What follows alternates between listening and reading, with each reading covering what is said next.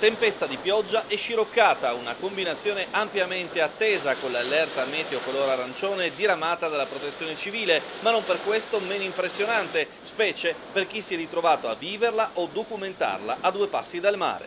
In auto con il maltempo entra acqua nonostante i finestrini chiusi perché risale dai pozzetti dei finestrini, una situazione incredibile. Siamo a Barcola, al porticciolo del Cedas, una vera e propria bomba d'acqua. Il primo temporale, poco dopo mezzogiorno, ha trasformato Viale Miramare in un fiume in piena, causando seri problemi a molti veicoli che non andavano più in moto a causa del vano motore invaso dall'acqua. Un pullman in panne davanti alla canottieri Saturnia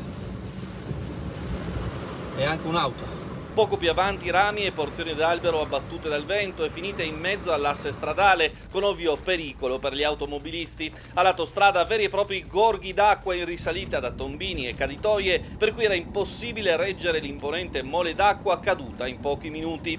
Consueto allagamento stile Camel Trophy al sottopasso ferroviario del cosiddetto Ponte di Ferro. Incolonnamento al sottopasso della ferrovia di Viale Miramare perché evidentemente si è formato un lago e con l'auto non si passa. Poco più in alto, all'altezza del Faro della Vittoria, dove la mareggiata sulla costa attirava decine di curiosi con cellulare o macchina fotografica alla mano, altri danni agli scooter finiti irrimediabilmente ribaltati e a bagno sotto uno dei monumenti più noti della città della Bora. E non solo.